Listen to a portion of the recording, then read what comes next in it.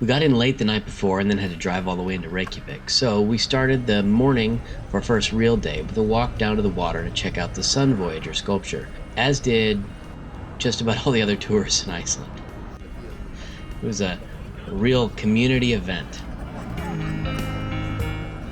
But a word about last night. So we got in fairly late, it was after dark, and we thought we were just gonna go get a bite to eat, didn't bring any cameras or anything like that.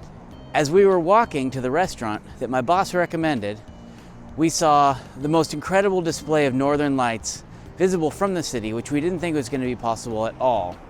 I got some cell phone video. It's not perfect, but it's what we have. Followed by the most amazing dinner that I've had in a long time. This unbelievable lamb, fantastic steak, this incredible night, and lesson learned, never don't bring the camera. After the Sun Voyager, we went to grab a quick breakfast and a cup of coffee before joining our walking tour of the city.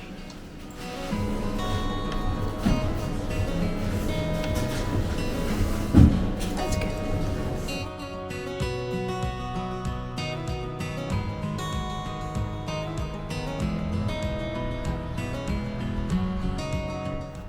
Our City Walks tour met up by the church and headed off on foot downhill from there. It was a great tour and we had a really entertaining guide. Iconic cuisine, and they're a good restaurant. They're pretty popular. A popular dish is like the rye bread ice cream. That's something that, yeah. Is it good? People like it.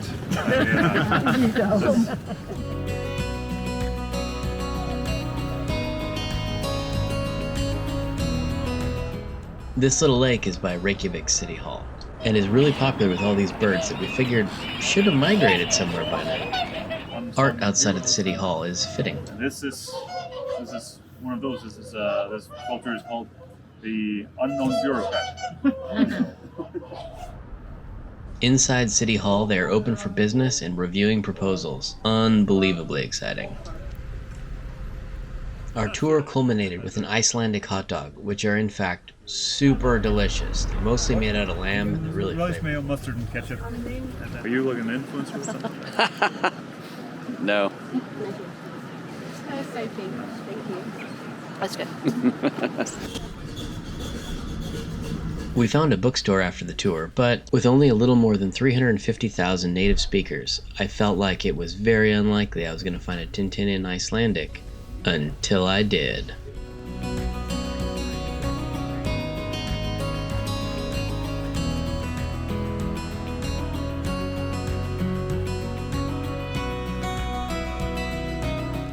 Yep, that's a cat cafe. Heard of these, never been inside one.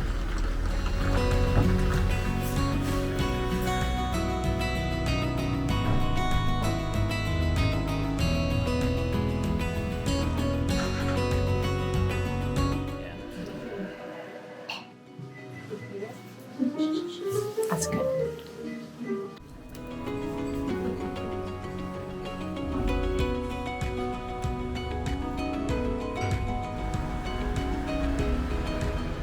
Refreshed, we headed off to the National Museum of Iceland.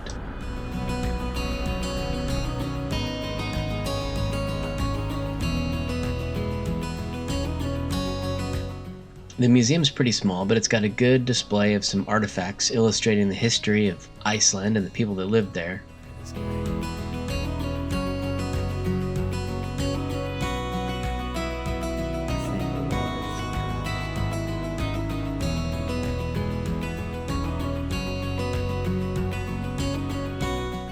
This is a badastofa, built in the late 19th century. This is the kind of house that Icelanders lived in until the 1950s, and offers a little bit of context for some things we're going to see later.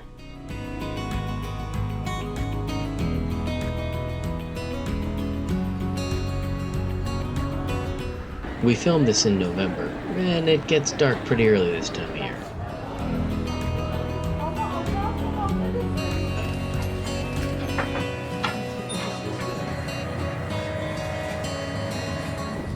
On the recommendation of our guide, we popped in here for a drink. They converted an old bookshop into a bar, but didn't actually take any of the books out.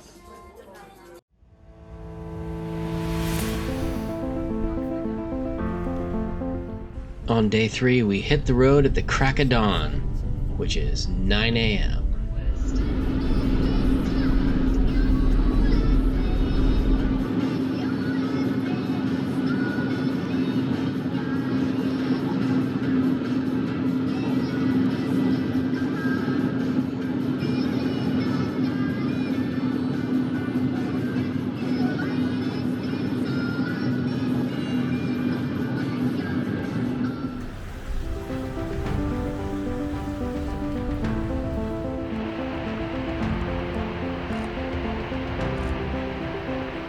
Our first stop, and that of just about everyone else in Iceland, all the visitors anyway, is Seljalandsfoss. This waterfall is special because you can walk clear around behind it, which we attempted to do and did our very best to stay as reasonably dry as we possibly could.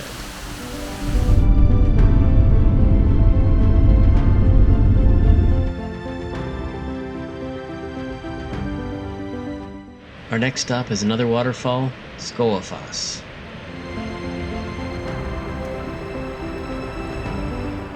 A quick hike up a long staircase gets you to the top of the falls, and a trail leads back upstream to several more.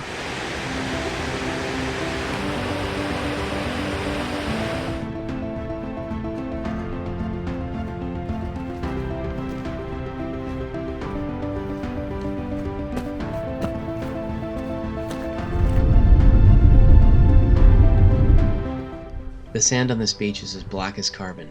It's a striking look.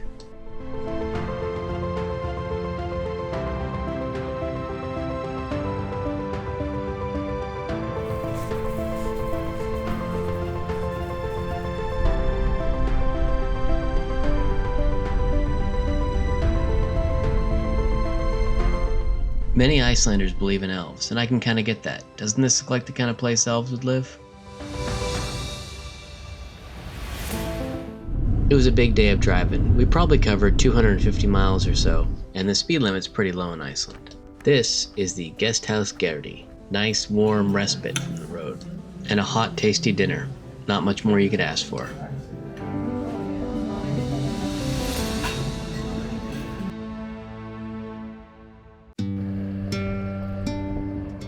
Another early morning for another big day. Today we're heading off to a little corner of Vatnajökull Glacier at Jökulsárlón to walk around on the ice and see some ice caves.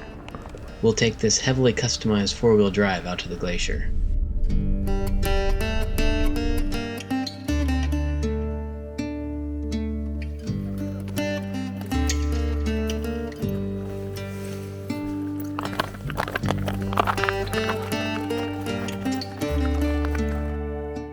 The ice caves are formed when melting glacial water forms crevices and tunnels through the ice. This one was our first of the day.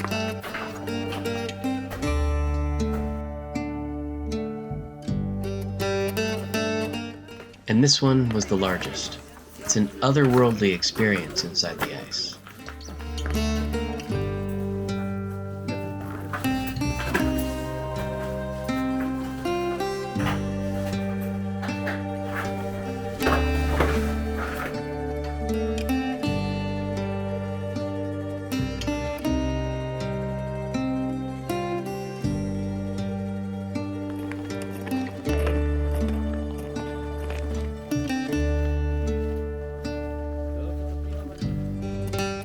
Icebergs that have broken off the glacier flow out to sea, and then many are washed ashore here, what they call Diamond Beach.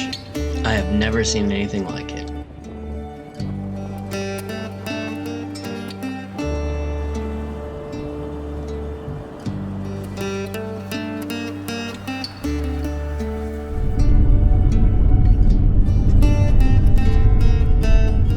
This is Rútshalier Cave, an ancient cave of unknown use, with a more recent sheep pen attached to the front. Stories abound about what this cave could have been, ranging from a pagan temple to a smithy's shop.